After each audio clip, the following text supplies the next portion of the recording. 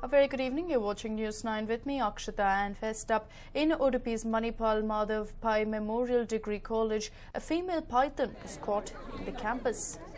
The python is 14 feet long and students were struck with fear once they saw the huge python. The panicked students immediately informed the principal.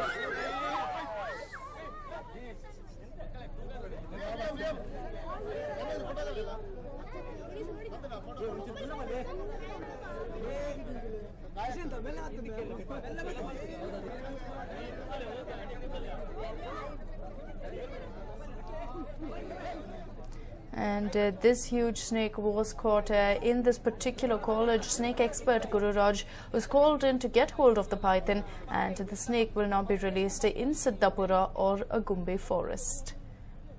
My colleague Nishita joins us over the phone lines with more details. Nishita, a rare sight indeed to catch a python in a college premises. That's right. In fact, this was the scene at the Pai Memorial College in Udupi. Akshita. Now, what exactly happened was that this particular python was hiding behind the college. In the backyard of the college is where the python was hidden. We do not know for how long it had been there, but a few students who walked to the back of the college noticed that the python had been hiding, and they were absolutely petrified by looking at the slimy creature, and they ran away immediately. Many other students were received information about the same, and you saw a huge crowd gathered right next to the python. As we know, snakes are extremely shy creatures, and such massive crowds only brings out the worst in them. So without wasting any further time, the students informed the principal of the college, after which the principal decided to bring in some expert help. Guru Raj, who is a snake expert, was called in. Guru Raj immediately came in and decided to capture the python, and after several, in fact, considering that python is not a venomous creature, but you should be very, very careful of the python winding itself around you, as it has the capacity to break your bones. So Guru Raj, in a very tactful manner, captured the python, and to just to in fact educate these students more about the shy creatures, he let them touch it, he let them hold it, and he made them more familiar with it, so that next time they know how to respond, next time they know not to attack the animal, because it is as scared as they are. And this is what is the teaching that he gave to the young students in Udupi's college. So now the snake might be released in the Siddhapura forest, is what we understand. In the next few hours, the snake might be released there. Also, the snake had been shedding its skin for the last 8 days. That is something that had been noticed by the school authorities. But fortunately, no one was injured in the incident, and the snake too has been unharmed, and it will be released into the forest in the next few hours, Akshita.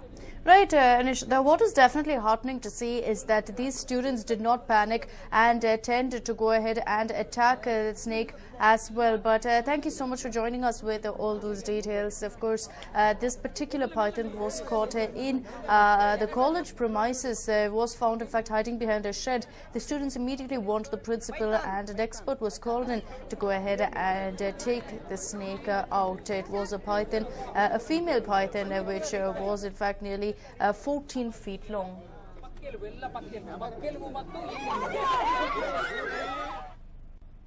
And well, the police nipped an attempt for cash for votes by seizing a vehicle that had unaccounted money of 9 crore rupees. The cash was seized from the Kadakalata checkpost. The cash was being transported without proper documents.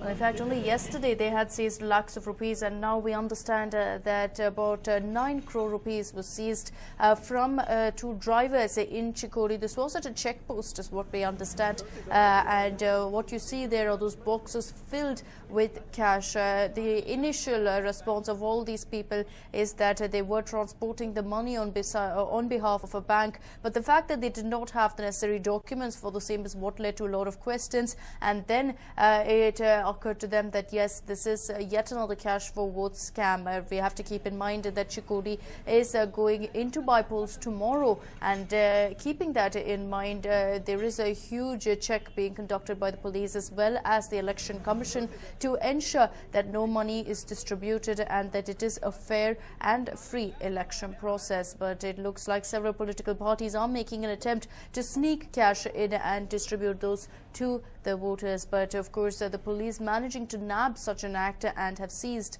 all this money. It's 9 crore rupees. The driver has also been detained to find out exactly who was sending this money.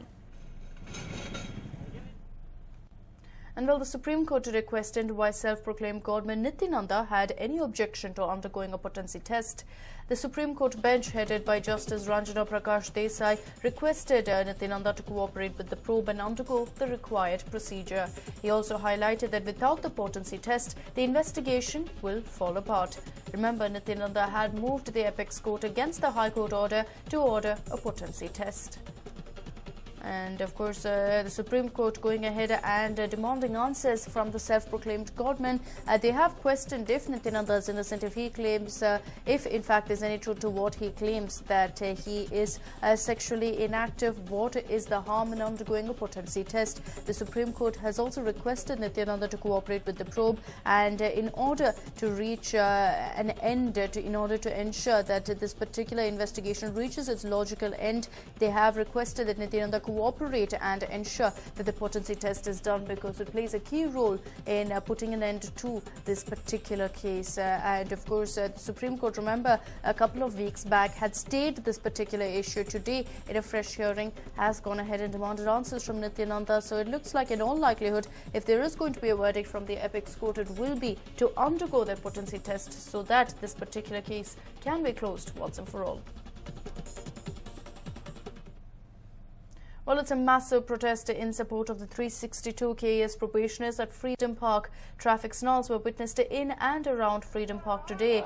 It looks like a standoff between cops and protesters is inevitable and on the cards.